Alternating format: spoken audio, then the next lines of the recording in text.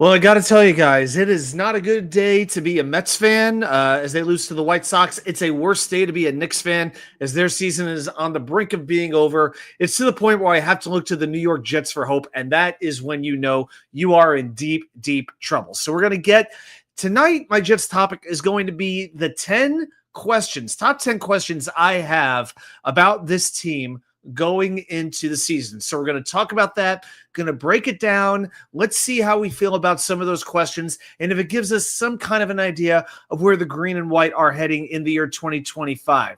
So my friends, you know the story. It's Wednesday night. It's 6 p.m. and we are live.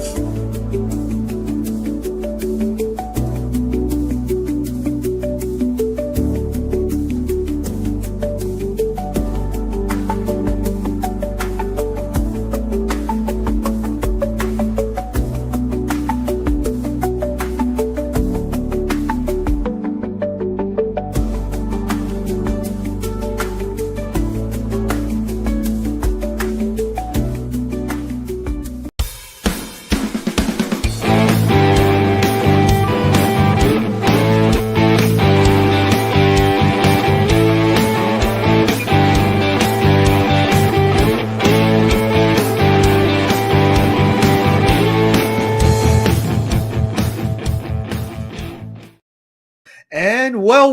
Welcome everybody to New York Sports WickerMedia. I am your party host, Watts UK99, the host of this weekly Wednesday night extravaganza. I am glad that you are here tonight because we're going to talk a little bit of New York Jets. We're going to talk about a number of things that I've got on my mind, and tonight my mouth going to say those things. Because there's a few things bugging me, but before we do that, I've got a crawl going right down there on the bottom of your screen.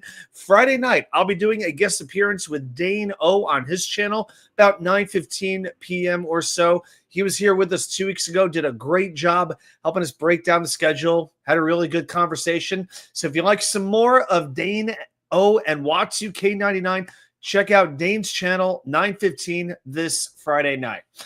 Okay, so with that in mind, let's talk about what's on my mind. I gotta get into some complaining and some yelling, if you all will just allow me my voice. All right, here's what's going on with a little bit of what we always call, what it's called 3 and out. What a disgrace the New York Knicks are. I've actually been too upset to record, and the truth is, after they lost game 1, in the way they absolutely collapsed down the stretch in the Garden, deep down I knew the series was done. Deep down, it was just over. And now they're down 3-1 in the Eastern Conference Finals to just the disgusting Indiana Pacers. These hicks dressed up in those yellow T-shirts. Yes, sirs, the absolute corniest, lamest slogan I've ever seen on a towel or a T-shirt. What an embarrassment this is. Game 4, they come out, the Knicks do, no defense right from the get-go. And I know the Knicks have shown a lot of resilience coming back from 20 points down throughout the playoffs. You can't keep winning that way. Eventually, you got to put 48 minutes together of solid basketball, especially as the stakes get higher and the opponents get tougher. Josh Hart, who I love, I haven't brought in any basketball gear with a player on it since Carmelo Anthony.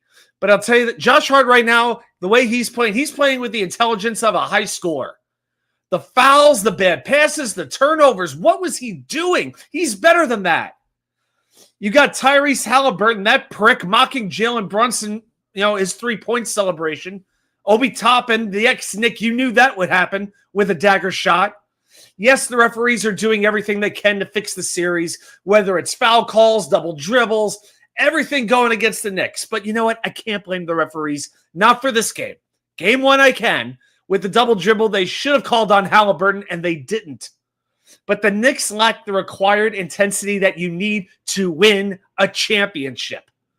If you don't have as much talent as the other team, that's one thing. I can understand that. As a New York Jets fan, believe me, I know when my team does not have enough talent to compete with the other team on the other side of the field. But when you just look out of sorts, when there is a lack of effort in this time of the year, when it's inconsistent effort, apparently, lack of organization, I've been a big Tom Thibodeau defender, but that goes on him. And even if they win game 5 in the Garden, who cares? I'm not going to be excited. It is just the same parade of cock teases and embarrassments, the same parade that I've been running in for the last 30 years now. So the way that it's shaping up, it'll be Oklahoma City and Indiana in what will be the least watched NBA Finals of all time, at least since cable came into the picture. Good luck to the Thunder. Because you know what, the Knicks, the way they're playing, they don't deserve it. They don't deserve to go to the NBA Finals. I am very disappointed in the way they have played this series, especially the way they took down Detroit when they showed such toughness, and Boston when they overcame a whole lot of odds and a whole lot of adversity and a lot of naysayers. Now you go back to Indiana again, and all of a sudden, you know, it just disgusts me. It just disgusts me the way that they're playing. Enough of them. If you're a Yankees fan, you got to be happy. Hey, Devin Williams gave up 2 runs in the 9th inning last night. Yankees hold on, win 3-2 over the Angels. And Yankees, they've won 4 straight. They're 34-20, 7 games up on second place Tampa Bay. They look to be running away with this division. They got the Angels again tonight at 9:30. I mean, the division is all but a lock now in what is a bad American League East and a very bad American League in general, a.k.a. the junior varsity. That's what the American League is compared to the National League. You look at the top 10 teams in Major League Baseball, you can make an argument that 8 of them are National League teams. But hey, them's the breaks. Yankees taking advantage of it. They're winning the games they're supposed to win. I give them kudos for that. And as far as the Mets go, they lose today to the lousy White Sox 9-4. Griffin Canning stunk. Definitely his worst outing of the year. Mets managed only 5 hits. Yeah, they had a big 3-run homer from Mark Vientos. Great. But now they got the Rockies coming up for 3 games. And you know what? People downplayed the Phillies. I think it was a 9-game winning streak they had when they beat all these bad teams. Well, you know what? Mets played those teams the same number of times that the Phillies did. Mets got to do what the Phillies did, beat those teams. So you know what? You lost today to the White Sox. All right, go out there and sweep Colorado before you have a 4-game series against the Dodgers. Because I would settle for a split against LA. But sweep the Rockies, a team that's 9-45 last I checked. This is a team that's on pace to win under 30 games. Under 30 games. That is anemic. That is anemic. And I will give love to one Mets player real quick. Reed Garrett, he has been amazing. A 0.76 ERA.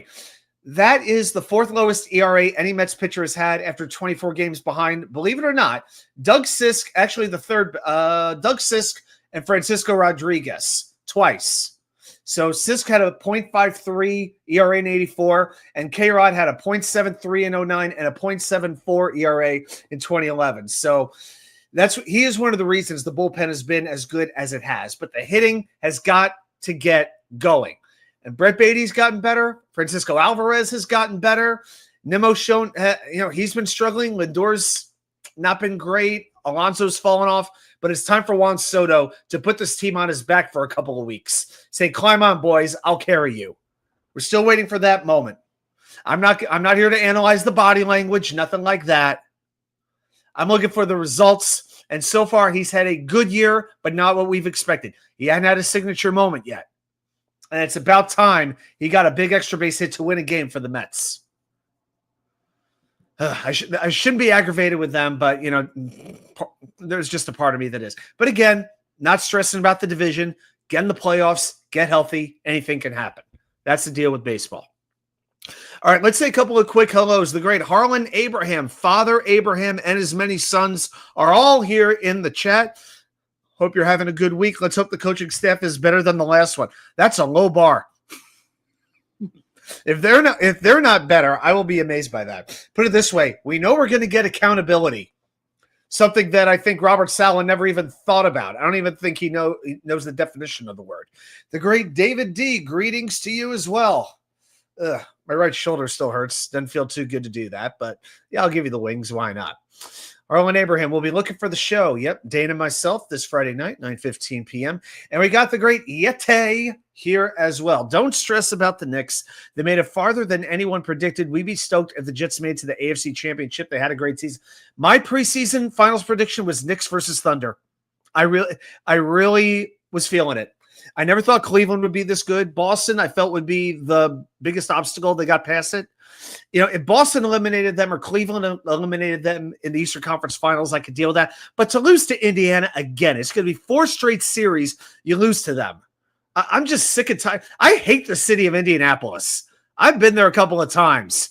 Whether it's the Jets losing the AFC Championship game, which I was there for. I was there in 2013 for a playoff loss that the Knicks had against the Pacers. Whether it's Reggie Miller, whether it's Jalen Rose, whether it's now Tyrese Halliburton, Boston is my least favorite sports city. You know what? Forget Atlanta, Philadelphia, those cities, even Los Angeles. I apologize to you guys. Indianapolis, of all cities, I think is a firm number 2. I can't believe I'm saying that, considering they only have 2 major league franchises, but they are causing me some very serious aggravation. Very serious aggravation. And hey, Peyton Manning was in Indianapolis too. Much respect as I have for him. He still didn't want to be a Jet, and he still recommended the Jets hire Adam Gase as their head coach. Thank you, Peyton. My God, it just makes me sick. Just makes me sick. Gosh. All right. All right. Let's get into a little bit of Jets news here, guys. All right. I need a little bit of a pick me up. So, guys, join with me. I need the chant right now. Say it with me. Say it proud. Say it loud. Let me hear you.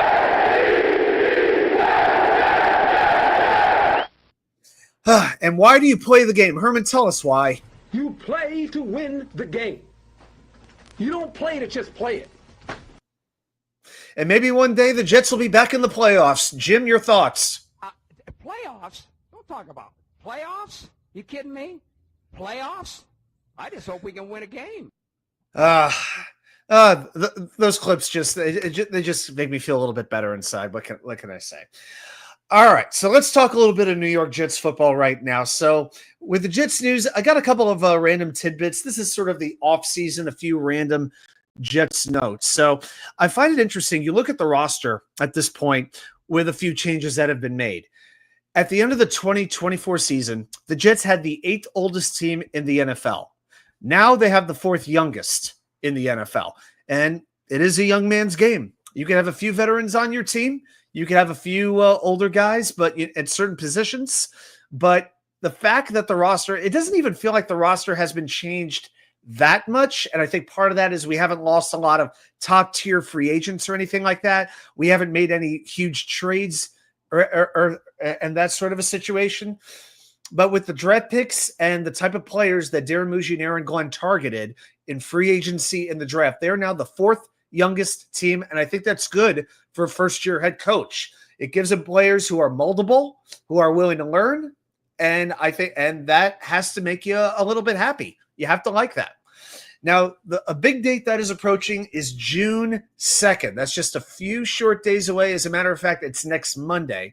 And on that day, the Jets receive their salary cap relief. They will get $22.8 million in cap relief space, with C.J. Mosley and Aaron Rodgers figures decreasing from $36.3 million to $13.5 million. Okay, so those post-June 1st cuts, you get your salary cap relief on June 2nd. So with that extra money, a lot of people are thinking maybe the Jets will sign another free agent. And Lord knows there's a couple of holes. We've been through them. If you've been with me before, you know what they are. But maybe that's the time you could use a little bit of money and extend Garrett Wilson. Maybe you could take some of that money and extend Sauce Gardner. We'll see if the Jets do wind up making any moves once that relief space comes down next week. So just the date to keep in mind, next Monday. Niners take the Jets leftovers. That's right. Today, the 49ers signed Thomas Morstead, the former Jets punter, and they also signed Chaz Surratt, the linebacker who we had for a couple of years. Pretty good player, filled in on special teams, played a few games here and there.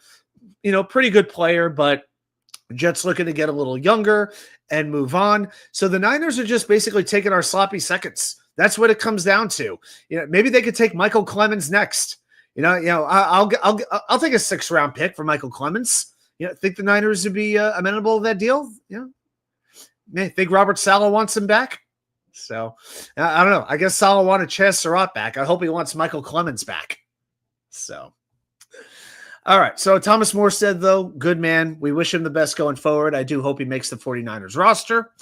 And then we talk about what I thought was really a non-story, but I think it does bear a couple of mentions. Hey, Danger Zone is here.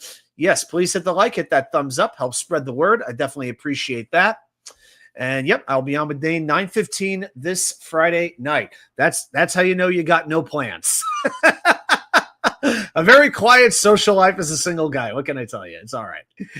All right. So Zach Rosenblatt came out with an article that Joe Tippmann and Josh Myers will be competing for playing time at center. And to me, I'm not really buying it. I know Aaron Glenn, couple things. Aaron Glenn wants to foster a spirit of competition, except apparently at the quarterback position. But Joe Tippmann, outside of snaps, which he's gotten better at over the last 2 years, what is Joe Tippmann really doing wrong that would put his job in jeopardy? Now, he is a better run blocker than he is a pass blocker. A couple things with Joe Tippmann. Last year, he allowed 5 sacks. That was the third most in the league behind Cam Jurgens and John Michael Schmitz. Okay, but here's the thing. Tippmann only allowed 23 pressures all year. That's 1.4 per game. There were 12 players who allowed more than that last year, and his efficiency was in the middle of the pack. So his pressure rate is not that bad. It's just when the defense did get pressure at his expense, it often resulted in a sack. So that's really the point I want to make. But with the run blocking, Tippmann's one of the best there is.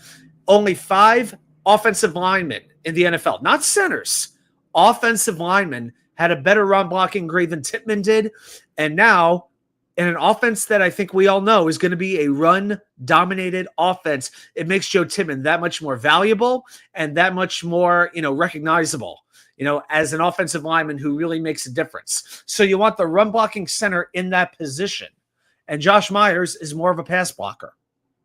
Now, is it possible that Myers could go to center and Tippmann could play guard in case of an injury? Absolutely, that could happen. But right now, Tippmann is my center. I'm not messing with it. Myers is an excellent jack of all trades anywhere on the interior offensive line. So I really don't think this will be too much of a story, but I do think there is more room for Tippmann to grow. I think this coaching staff realizes that, and this is just their way of giving him a little kick in the Wisconsin pants and saying, hey, your job isn't locked up. We believe in you, but don't get comfortable because you have more room to grow. Hey, Tony Alexio. Hopefully, Aaron Glenn will turn Clemens' penalties into production. I just want Clemens to not be a liability if he's on the roster. Okay? If he's like your 5th defensive end, fine. I could deal with that. But, I mean, how often does he make an impact play where it feels like it's really a big moment? Yes, he does get an occasional sack, but, it's one of those things where the negative plays are a lot more memorable than the positive plays. So we're tired of Green Bay leftovers. Well, hey, if they do trade Romeo Doubs, I wouldn't be against that one. But yeah, but the Green Bay leftovers outside of Alan Lazard are basically history at this point. So yeah, so I'm not too much worried. I mean, somebody said, yes, the New York Packers. I mean, or the New York Lions. We have one ex-Lion and one ex-Packer as best as I can remember. Josh Reynolds, Alan Lazard. I mean, how many other ex-Packers and ex-Lions are on this roster right now? So maybe one other. So yeah, Tony, make a good point. Just without Keith Carter, that helps. So, but that is one thing that's going to be very important is this offensive line doing what we think it is capable of doing. Now, do I think they are? I absolutely do. All of them performed very well last year. And some of them are now, of course, with Membu as a rookie, you'll give him a little bit of a learning curve. And I think I'm going to come back to this. And I know I sound like a broken record with this, but the fact that they don't have a legitimate blocking tight end, that's another reason I'm worried about it. To put somebody next to Membu, early on, where, you may not want him taking on, I'm worried that he's going to be facing TJ Watt week 1 and that he won't be able to handle that. That does scare me. So little things like that do make a difference. So I hope Membu's ready to go. I really, really do. Okay, let's get into the main thing that I want to talk about tonight. I've got these are my top 10 questions about the New York Jets roster right now. So I'm not talking about Woody Johnson. I'm not talking about Darren Muji. I'm not talking about what section Fireman Ed will be doing the Jets chant in, who'll have the best tailgate. I'm not talking about that. I just want to talk about this roster and what I think will make the difference. So if you've got some thoughts on these questions, throw them down there in the chats. If you've got a question you want to throw back at me, hey, I happily engage the dialogue. So 10 questions I want to get into. Number one, how are Aaron Glenn and Tanner Engstrand in their new roles? This is the first time they've been in this position in the NFL as Fly tries to invade our space, but we're not going to have that. So we got to keep this in mind. The Detroit talent isn't here anymore. Think about what Detroit had. They had a proven elite offensive line, a very veteran-laden offensive line. Decker, Sewell, Ragnow, Jack's fantastic offensive line. No question about it. And when you have that, it allows everything else to work. Several big-time playmakers, St. Brown, Williams, Patrick, a top 3 receiving tight end in the league in Sam Laporta. I think you could easily make that case that Laporta is a top 3 tight end in the league right now. As players like Kelsey, Andrews, Kittle, as I think they're on a little bit of a decline, Laporta, you could put him easily in that upper echelon. You had the best 1-2 punch at running back in the NFL in Gibbs and Montgomery. And then you had a quarterback who could deliver the goods. I don't think anybody would think of Jared Goff as a top 5 quarterback. I don't know if many would think of him as a top 10 quarterback, but with everything around him, he was able to make it work. So I wonder, what kind of offense do we see? Now, every indication that I've had is that Aaron Glenn is a very flexible coach. He is not like this. One of the things with Robert Saleh, and I think deep down a lot of us knew this, but I don't think we recognized it as a concern too early on. He had his system the way that it was. And your job as a player was to go into that system and play as he wanted you to play. I still believe that the best coaches, yes, they have their system, but they still find a way to get the most from the players that they have to work with. Might need to change a piece here and there. But on defense, Aaron Glenn doesn't mind doing 4-3, 3-4, 4-2-5, whatever the situation calls for. Now, with Tanner Engstrand, we don't really know. The vibe is he seems to like the RPO. Will he be bringing that same offense from Detroit and bringing it to New York? Going from like an indoor situation with a more, pocket type passer to a more mobile quarterback who's now playing outdoors. So what are they willing to do? Does Aaron Glenn know when to call a timeout? Does he know when to challenge? Do we see adjustments over the course of the game? How does the team come out of the gate after halftime? Doesn't it feel like for the last several coaches this team has had, we complain about a lack of adjustments in the middle of a game? Bowles doesn't adjust. Gase doesn't adjust. Saleh doesn't adjust. We've been saying that for years. And you look at Bill Belichick, obviously we know what a prick he is, but I will never take away from his ability to coach. He would have his defensive plan, and after the first drive, if it didn't work or if he saw something he didn't like, he'd rip up the whole game plan and draw up a whole new game plan for the second drive of the game. That's the kind of coach I want. A coach who is willing to be flexible, is not only willing to adapt, but is able to adapt. Now, with Steve Wilks at defensive coordinator, I'm not so much worried about him. He is who he is. He's got the experience. But the fact that Glenn and Engstrand are doing this for the first time, I got to see steady growth from them over the course of the year. So let's watch them. Let's see how they grow. They're not going to be perfect from the beginning. Very, very few things in this life are ever perfect. Okay. But let's see how he grows, what he does well, what he needs to learn from, and let's see what steps he takes to make those adjustments. Number 2, is Justin Fields ready to put it all together and just become an above average starting quarterback? I'm not talking about an elite quarterback. I'm not asking for all pro. I'm not even asking for a Pro Bowl. Not asking for any of that. But Justin Fields, it's pretty amazing with what I've been seeing online as of late. I felt at the beginning of free agency, Fields was the best idea for the Jets. He was the best option of what was out there. Now, what was out there was not a whole heck of a lot. Okay. The trade market was rough. The free agent market was rough. The quarterback market, it was like shopping in Goodwill, and now you found a slightly used antique with some possible restorative value. You know what I'm talking about? That's kind of like what Justin Fields is. He's about the best of what you had to work with.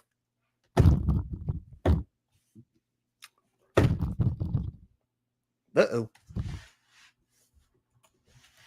Flies crawling on the desk, guys. All right, we're good. All right. So Fields, I felt, was the best of what was out there. But you look at the quarterback landscape in the whole NFL. All right. You look at, so who are the best quarterbacks in the NFL? Patrick Mahomes, Josh Allen, Joe Burrow, Lamar Jackson, Jaden Daniels, Jared Goff, Jalen Hurts, Justin Herbert, CJ Stroud, Jordan Love. This is in no particular order. Trevor Lawrence, Baker Mayfield, Brock Purdy, Matthew Stafford. That's 14 right there. Okay. Then after that, what are we looking at? Geno Smith, Kyler Murray, Tua, Michael Penix, Drake May, Caleb Williams, those type guys. I need Justin Fields to be on that level. I want him to be on the level of a Kyler Murray, of a Tua, who I know led the league in passing yards 2 years ago, but I feel like he could play on that level. I don't see why Justin Fields can't be better than Drake May. By the way, speaking of Drake May, Stephon Diggs. Stephon Diggs, he's on a boat getting pictures taken. Oh, my God. Stephon Diggs under investigation. Man, it's something about guys who come from Minnesota and boat rides. All I'm going to say, yeah, everybody thinking New England's going to be all this, all that. They got Vrabel. They spend, $800 billion on free agency. Oh, boy, this could be interesting. But here's the thing with Justin Fields. Now, this is his 5th year in the NFL. I want to talk a little bit about some of his stats just to show you how he's changed over the years. Now, in his career, he's played in those 4 years, 12 games, 15 games, 13 and 10. So I'm not going to use season totals because it's not really accurate. You look at the quarterback rating from first year to last year, 73, 85, 86, 93. That's steady growth right there. His completion percentage. And remember, a lot of people, one of the biggest knocks on Fields, he's not the most accurate thrower of the football. His completion percentage from his first year, 59%, 60%, 61%, 66% last year for Pittsburgh. Interception percentage from his first year, 3.7%, no good. 3.5%, 2.4% last year, 0.6%. That tells you he's getting smarter. He's learning when to take chances with the football and when to eat it and run or throw the ball away or whatever it is that he has to do. Sack percentage. This has been a bugaboo for him during his career. Rookie year, he was sacked on 11.8% of his dropbacks. 11.8. Second year, it got worse, 14.8. Third year, 10.6. Last year, 9.0. So it got better, but it is still an issue. So he does have this knack where he does hold on to the ball too long, but I would much rather take a sack than see my quarterback throw an interception. And then I was looking at some of these starting quarterback rankings from some of these websites, and I'm seeing him ranked among all starting quarterbacks around 30. I'm seeing him get ranked behind Anthony Richardson, Bryce Young, Joe Flacco, behind rookies. He's around the Tyler Shugg level, Mason Rudolph era. I mean, am I promising you that Justin Fields will be the Jets quarterback for 5 years? No, I can't do that. But I think he's being a little bit, he's getting crapped on a little bit. This is the best placeholder the Jets could have had in a free agent market that wasn't good. And you know what? After Fields got benched for Pittsburgh with a winning record, mind you, he knows he still has a lot to prove. I think he comes in pissed off. And people talk about week 1. Right? The Aaron Rodgers factor, the revenge game for Aaron Rodgers, which, by the way, is still not confirmed, by the way. We might still expect it, but it is by no means confirmed. And I will tell you this, every day that ticks off the clock, it gets that much harder for Aaron Rodgers to come into Pittsburgh and get to know the offense and make it his own. Just keep that in mind. If he doesn't sign with them till like July and they've only got a month to get ready for the first game, just saying, because he's not playing any preseason games unless it's to give a handoff to Jalen Warren, whoever the running back is. But no one is talking about this being a revenge game for Justin Fields. He's going against the team that benched him while the Steelers had a winning record.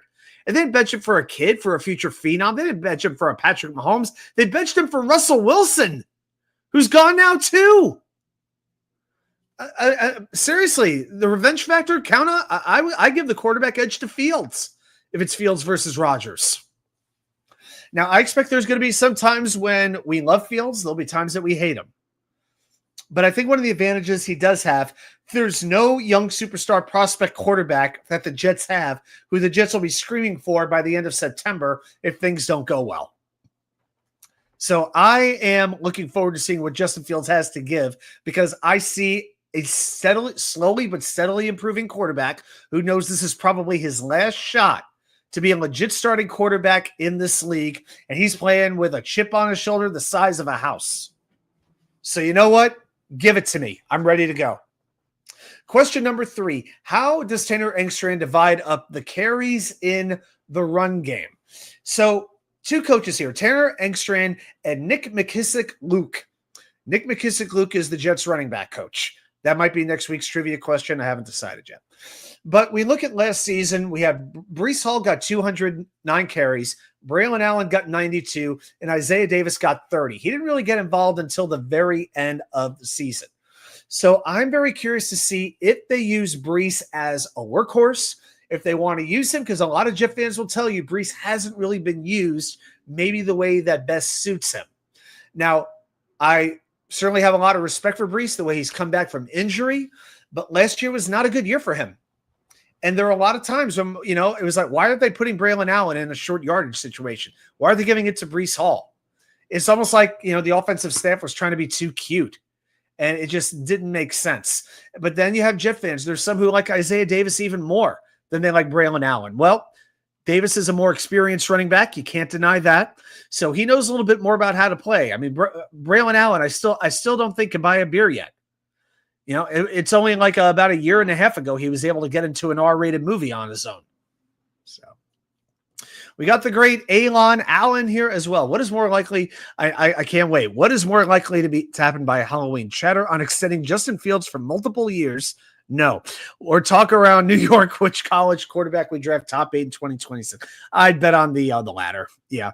I don't think we would extend Fields until after the season anyway. There might be a few people that would want that if things go really, really well, but I wouldn't even talk. Put it this way. If the Jets were to extend Justin Fields before they extend Garrett Wilson or Sauce Gardner or Breece Hall or Jermaine Johnson, AVT, something's wrong. All right. I know it's the quarterback, but you got to take care of your own sometimes. You got to take care of your own. I don't want Fields. It's a good question. I don't want Fields to be the first player that the Jets extend. I don't think that would be right. So, yeah, too high selected quarterback. Yeah, Harlan, I hear you, man. So I'm very curious in an offense that is going to be very run focused. How do the Jets divide up the carries among the running backs? Also factoring in that you have a quarterback who's going to be running the ball a lot as well. As a matter of fact, we'll do a bold prediction video for the season in the months to come. But it wouldn't surprise me if Justin Fields has the second most carries on this Jets roster, only behind Breece Hall. Then we go to question number 4. Who is going to catch the ball aside from Garrett Wilson? Just by his face right there, Garrett's curious, right? Garrett's wondering about that himself. Now, Breece is always being relied on in this part of the game because, let's be honest, past Garrett, the Jets have had next to nothing at wide receiver and tight end. Yes, you had a half a season of Devontae Adams, but you deep down you knew it wasn't going to last very long. But Breece is always in the Jets' top 2 or top 3 in receiving yards. But the bottom line is this. I can't trust him as a receiver right now when he had 9 drops last season.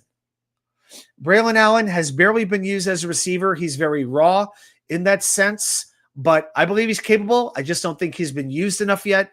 I'd like to see Braylon get a good amount of time in the preseason, and I want to see some dump-off passes to him. Let's see what you could do when you get him the ball in the backfield and maybe he has a blocker or 2 in front of him, in a screen or that kind of a situation. I like to see what Braylon can do. It's a little bit of a different situation because usually you're going for the speed, but yeah, I think he could run somebody over. I think it's something worth trying. I want to see Braylon catch some passes. And then Alan Lazard, we congratulate him, of course, on getting engaged to a woman way, way, way, way out of his league. My initial thought was, I hope he didn't drop the ring, but then about 50 other people on social media had the same thought. I just didn't feel like I wanted to say that on the announcement. Didn't need to say that immediately, but all the best to him in the future, Mrs. Lazard.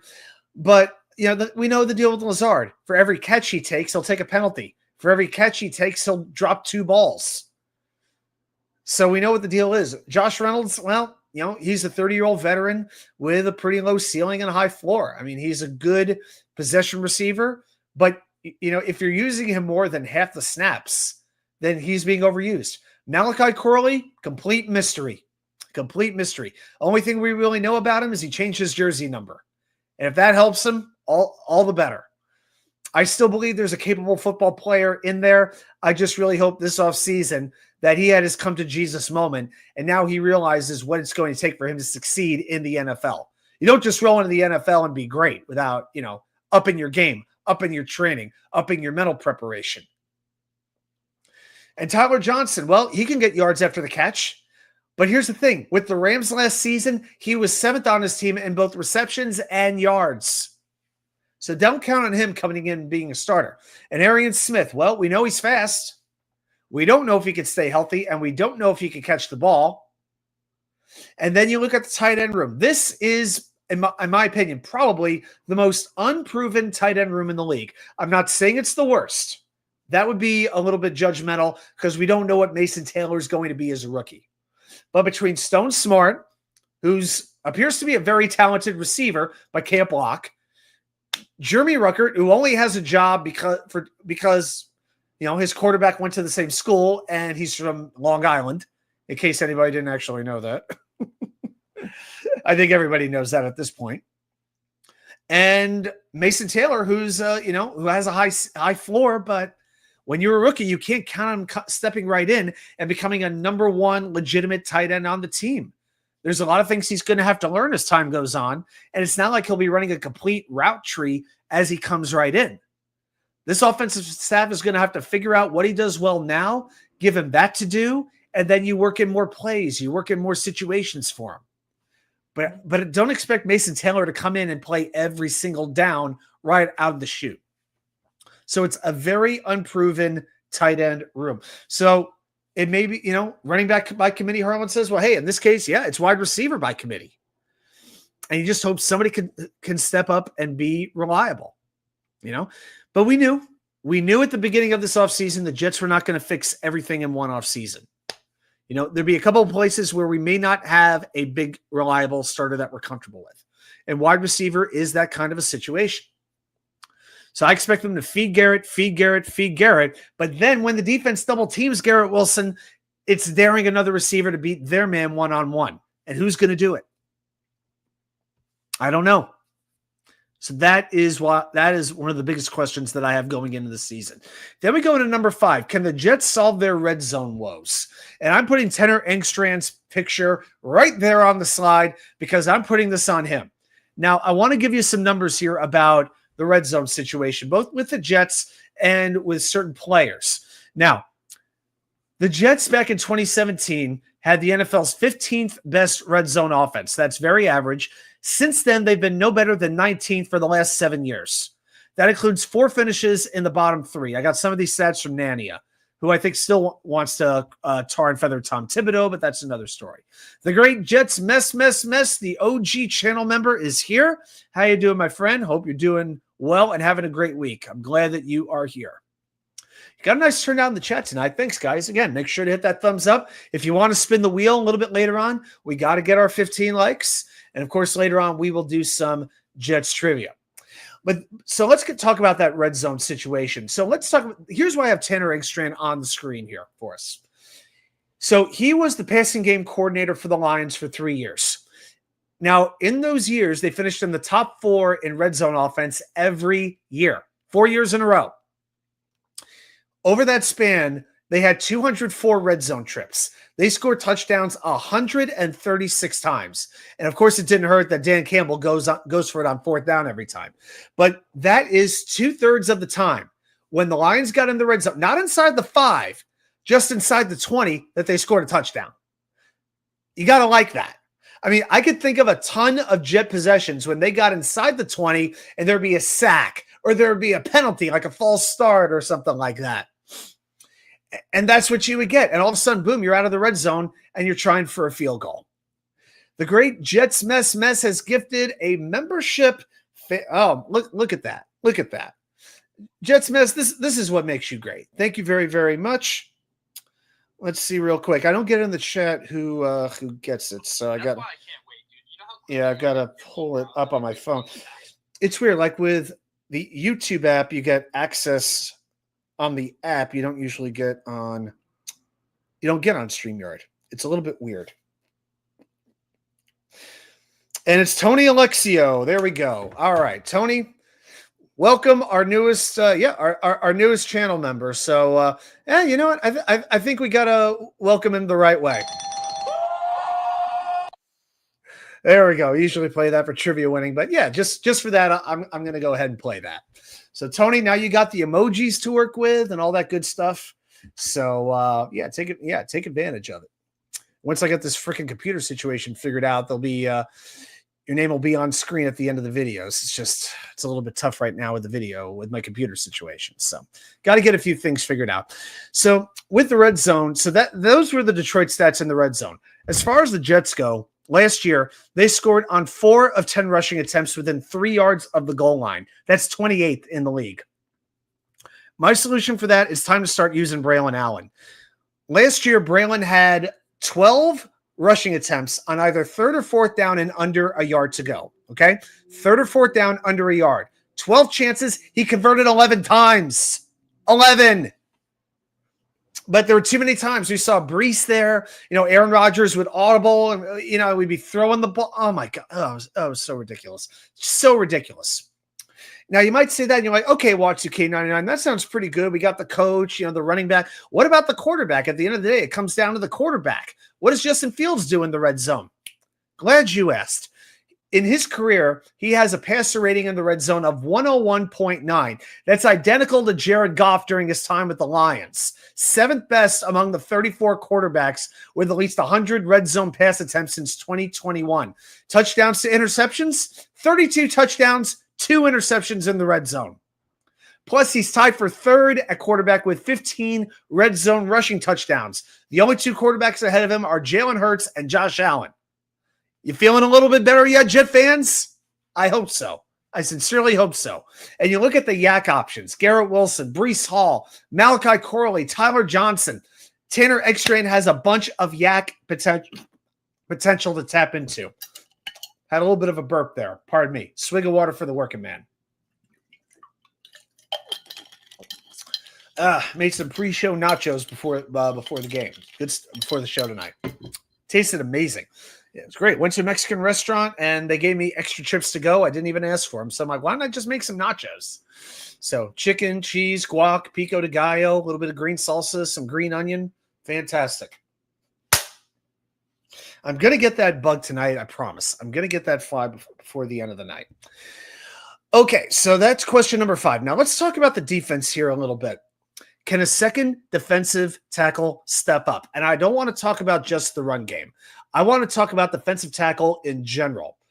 Now, we know about the run stopping. That's our concern. And we know the Jets have brought in a ton of players to help try to alleviate that. Byron Cowart seems to look pretty good. He's getting good reviews.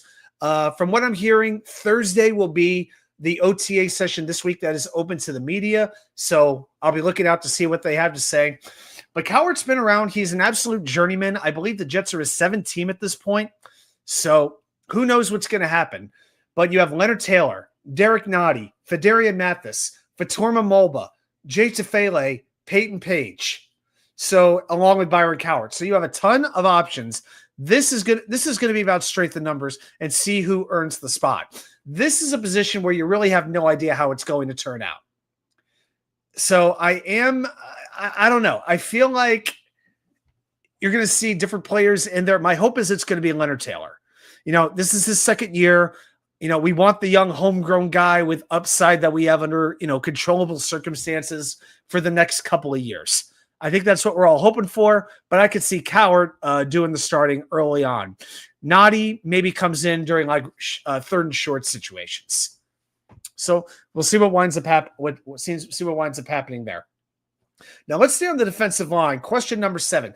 Can the Jets get a consistent pass rush past the big 2? Referring, of course, to Will McDonald and Jermaine Johnson, who we are going to have to always point out is still coming back from that Achilles injury. I don't know if he's going to be all systems go week 1 against Pittsburgh. I expect that he would be playing, but I don't know if he's going to be playing every down. And we know what a weapon JJ is because he can rush the passer and play well against the run. Will McDonald, he's put on about 15 pounds, but I still got to see him try to defend the run because he is a 0 in run defense. Now, I can live with that if you have JJ on the other side. You just can't have 2 Will McDonalds on the field at the same time. So you look who's here right now. Eric Watts. Eric Watts is a run defender. Make no mistake about it. Eric Watts last year had a 72 run defense grade. That was number 1 among Jets defensive linemen. But he had 5 pressures on 102 pass rush snaps, 14th among Jets defensive linemen out of 15. Had a 2% pass rush win rate. Again, 14 of 15 among Jets defensive linemen. 7 tackles against the run, no sacks, no tackles for a loss. So Eric Watts is somebody you put in. Eric Watts, you know what Eric Watts could be? He could be a lesser version of John Franklin Myers, who defends, except JFM would get you some, he would get you some sacks. But Eric Watts is almost like the opposite of Will McDonald right now. All right. Then you have Rashad Weaver coming in free agency. Braden McGregor, I like him, but we'll see. Tyler Barron, the rookie from Miami. Michael Clemens, I know everybody, try to keep your dinner down as I say that name. I know. So let's see. Outside of JJ and Will, who's going to step in and help get a pass rush? The Jets have a good cornerback room. They've got a good linebacker room. They got a very good defensive tackle, at least one. But we know with defense, it's all about generating a pass rush. Let's see if they could do that. Although I will say, I would count on a few more blitzes with Quincy charging the quarterback. Something that Robert Saleh and Jeff Ulbrich rarely did. Yeti, I don't understand how guys can suck so bad at these coordinator positions. It's a cream dream job we've all dreamed about as kids. It's like Shaq with foul shots. Got to commit all in. I think one of the biggest issues with it is overthinking it. Trying to get a little bit too smart, like prove you know better than everybody else. I think that has something to do with it. And I think that there's also a lot of people, they have their system as it is. I kind of talked about this a little bit earlier. They've got their system the way they want it, and they don't want to change it. And they want the players to step in and fit their offense so they can run it as they want. And sometimes that works. But you know what? Bill Parcells, as a head coach, he went from a power team with the Giants to a finesse team with the Patriots to a hybrid with the Jets. He adjusted as he needed to. It was pretty much always a 3-4 defense, but he was willing to adjust the philosophy of his team. So I do give him some credit for that. All right. So the pass rush is going to be a big question. Number 8, can they find a reliable number 2 cornerback between Brandon Stevens and A.Z. Thomas? Oh, there's the bug again on the side of the computer. Oh, he's getting to the back part of it here. All right.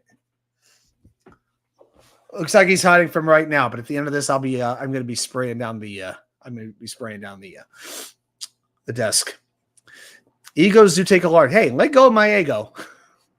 Yeah, ego does. Yeah, it absolutely does. These guys want to get head coaching jobs. So I think they have this need where they need to get a little ballsy, get a little bit risky, and sometimes it comes back to bite them. But we have Zaire Thomas, we have Brandon Stevens. Now, we got to remember, teams really picked on DJ Reed last year, and DJ didn't have the greatest year of all time. There were some penalties. There were a few times he did get beat. I certainly expect Brandon Stevens to start the year as cornerback number 2. But I'll tell you this about Thomas, and one of the things that's getting very appealing to me. He played very well against ranked opponents last year. Florida State played Clemson, Miami, and Notre Dame last year, all top 15 teams. In those 3 games, Thomas was targeted 11 times. He allowed 4 catches for 47 yards and broke up 3 passes. So against the best opponents on the team's roster, he allowed 1.3 catches a game for 15 yards and allowed almost as many pass breakups as catches allowed. So in the biggest moments, he brought his best performances. And that gets me very encouraged for how he will perform in the NFL. So right now, I expect him to be in the Brandon Echols role, that third outside cornerback. But it wouldn't surprise me if by the end of the year, Thomas takes over. All right, 2 more questions I want to address. Number 9, can they find a quality kicker? Here's another. The 2 subjects I pretty much beat to death at this point that they're 6 feet under are the blocking tight end and the kicker game. I acknowledge it and I own it. I've been through this before. Right now you have Caden Smith, you have Anders Carlson. There's still some kickers out there on the market like a Nick Folk. I still have the suspicion the Jets are going to sign somebody on cut day if neither of these kickers work out the way that they want them to. So I'm pretty sure the bug just went under the computer. Oh, yeah, there he is. Yeah. He's hiding right there. And I got him. Okay, there we go.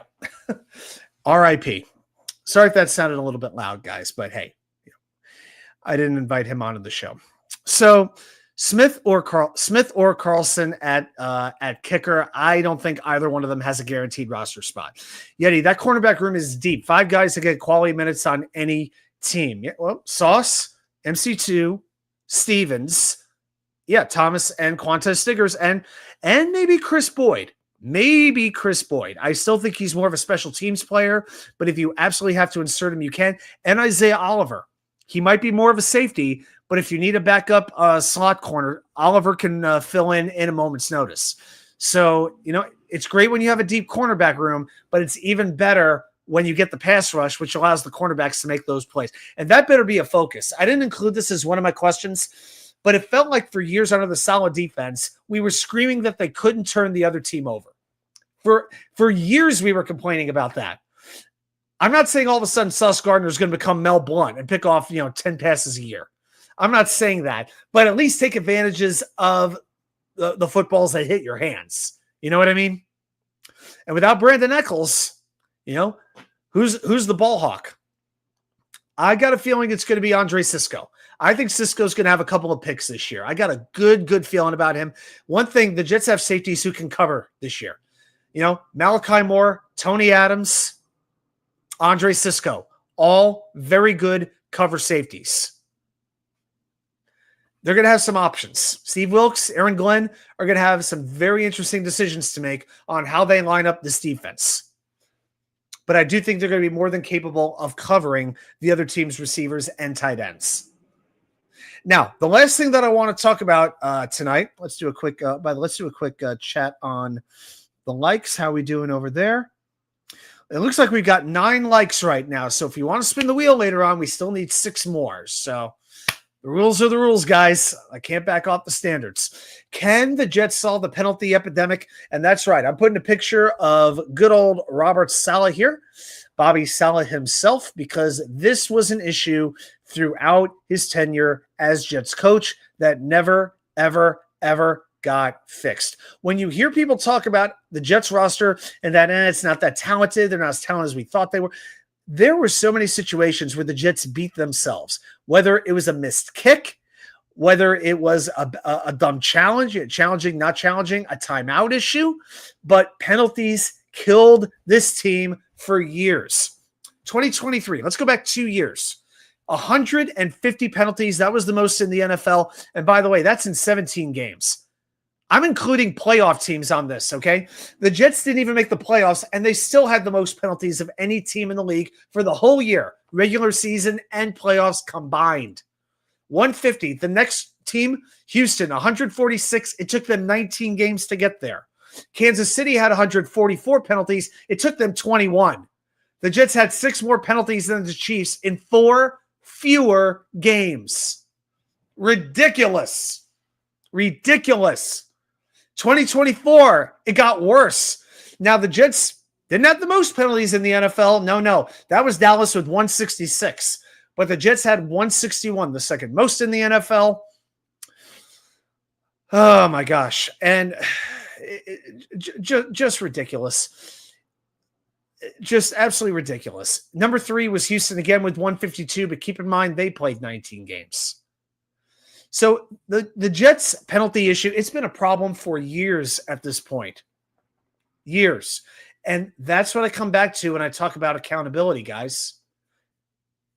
I come back to accountability. Robert Saleh and the rest of the coaching staff, no matter who you want to talk about, Mike LaFleur, Nathaniel Hackett, Jeff Ulbrich, the coordinators, they did not instill the discipline into this team.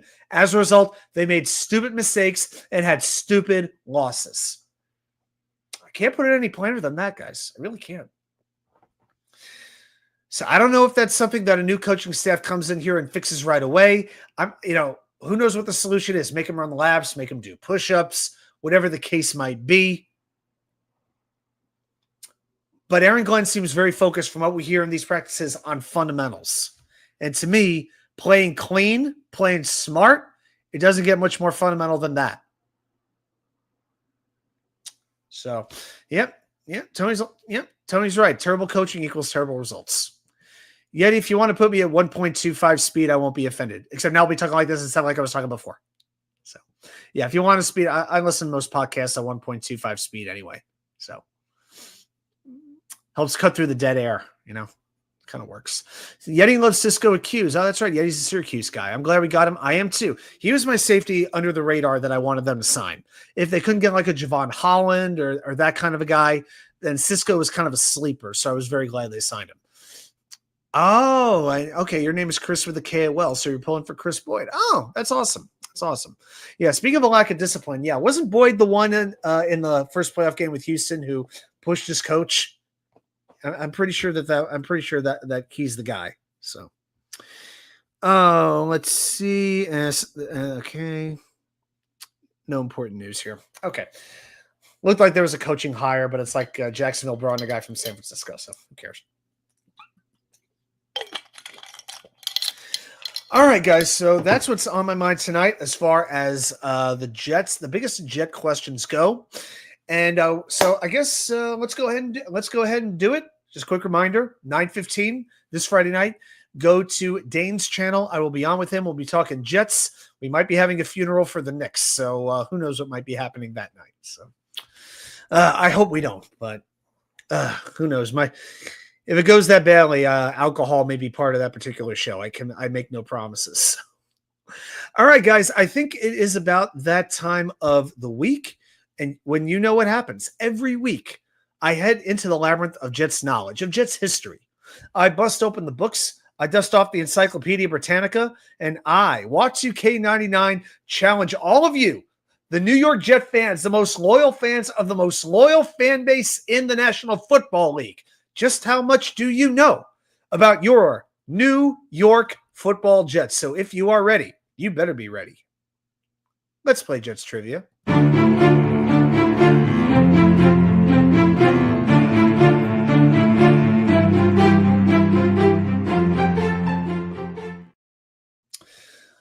All right, guys. So we kind of know. There we go. Trivia time. Hey, Dane. I make no promises. It'd be like win. It'll be like I don't know. It'll be like whiskey and ginger ale. Lose, scotch. I think that's what I'm leaning towards at this point. So, there we go. Yeah, there we go, Yeti. All right. So I've got a question here, and we're just going to go back to last season. So no matter how young or old you may be, no matter if you've been a fan for 1 year or 40 years, you've got a shot at this particular question. So as always, I'm going to set the timer for 5 minutes. Type your answers down there in the chat. I will let you know if they are correct or if they are incorrect. Yeti already ahead with Marcus Coleman trying to beat it right out of the gate. Yeti, come on. And it's not Lee Cravat either, unfortunately. Thought about it, but Lee Coy didn't make the survey on this one. All right, so your question tonight goes like this. Name the 6 Jets who had a fumble in 2024. 6 Jets fumbled the ball. Regardless of if it got recovered by the Jets or the other team, 6 players fumbled the ball. Who are they?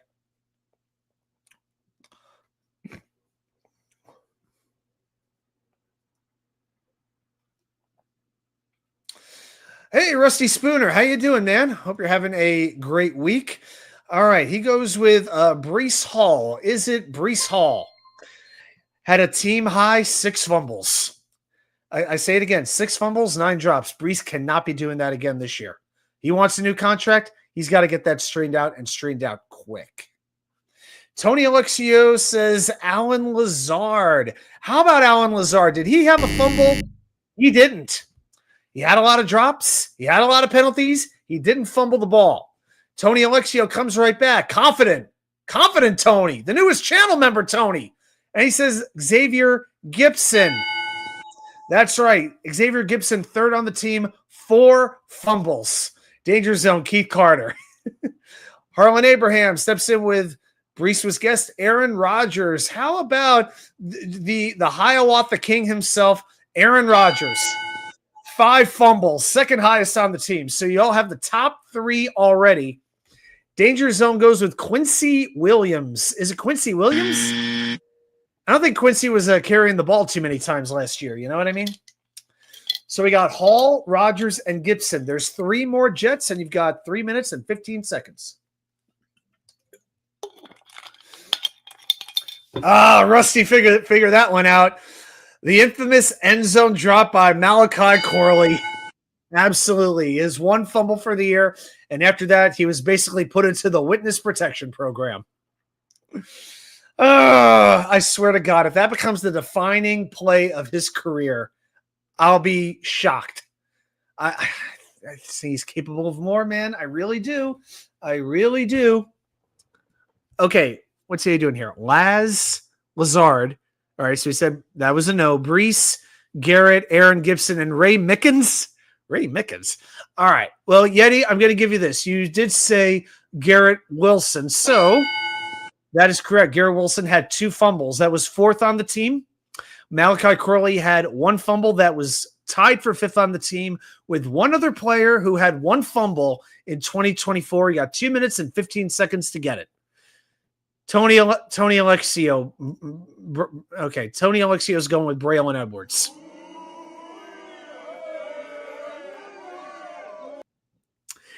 Yeah, that one's getting the boo. You got the boo birds out on that one, Tony. All right, so we got 5. You got Brees Hall, Aaron Rodgers, Xavier Gibson, Garrett Wilson, Malachi Corley. 1 more. Dane goes with Jeremy Ruckert. How about Jeremy Ruckert? Did he fumble the ball last year? No. He was barely ever targeted, I guess. So, yeah, no, wasn't Jeremy Ruckert. Not a bad guess, though. I'll give one away. It was not Zach Kuntz. It was not my man Kuntz from ODU.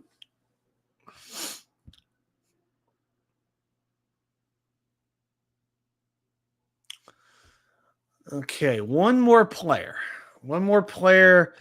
Got just over a minute left to go. Yeti's going on the defense side of it. He's going with Michael Carter. No, Michael Carter didn't have any fumbles. And the running back, Michael Carter, has been in Arizona for a couple years. Rusty is going to try Ty Conklin. He's throwing a guess. Is it Ty Conklin? Good guess, but no, not quite. Yeti says Braylon Allen. How about the young man himself, Braylon Allen? No, Braylon Allen didn't have a fumble last year. David, you guys are coming in like hotcakes right now. Isaiah Davis? No, it's not Isaiah Davis either. Oh, the drama picks up, baby. 30 seconds left. Sharon McClain, where are you? Everyone's waiting for Sharon to come in and save the day. Nick Shine, Curly Norman, the trivia goats. I know you're out there. Oh, boy. Oh, Jets Mess trying one last one. Kenny Ebola. No. Yeti trying a random player named Williams. I'm not sure which Williams it is, but I can tell you it's not a Williams. And the time has run out. Oh, my gosh. That came right down to the wire. No, okay. That's about the closest we've ever come. All right, so the 6 answers. The 6 Jets who had a fumble in 2024. Breece Hall was 6. It's not Kenny Yeboah. Breece Hall was 6. Aaron Rodgers 5. Xavier Gibson 4. Garrett Wilson 2. Malachi Corley 1. And Tyrod Taylor had 1 when he was in relief of Aaron Rodgers. It was Tyrod Taylor. So both quarterbacks fumbled the ball. But yeah, it wasn't any of the tight ends or anything like that. And so that was it. That was a good one. That was a good one. I'm gonna have to go easy on the draft questions. See, I would ask a bunch of 2024 Jet questions. It's just that they're so depressing. Michael Williams. Oh, the Michael Williams. Of course. Of course. All right, guys. All right. Well, I'll tell you what. This has been fun. So yeah, it's a Wednesday night. So I guess I'm not sure. I'll probably watch Florida, Carolina. I don't know. Probably hope that Florida knocks out the Hurricanes. I'm about ready to see them go away. Thanks, man. I appreciate it. You know, it's always it's kind of fun doing the I got to start getting the questions ready for the season now that we know the schedule. You know, because I set some time aside. I got to come up with some with some Jet Raven questions and some Jet Brown questions, different things like that. It's gonna be fun. So. All right, so hey, reminder, of course, check me out with Dane in the Danger Zone. This is the Highway to the Danger Zone. Check it out Friday night, 9:15. I'll be there. And if the Knicks do wind up losing in 5 or 6, chances are I will have a rant ready to go. But everybody have a fantastic rest of your week. And I will see you all right back here with more content from you all know where. The Wicker Chair. Good night, everybody.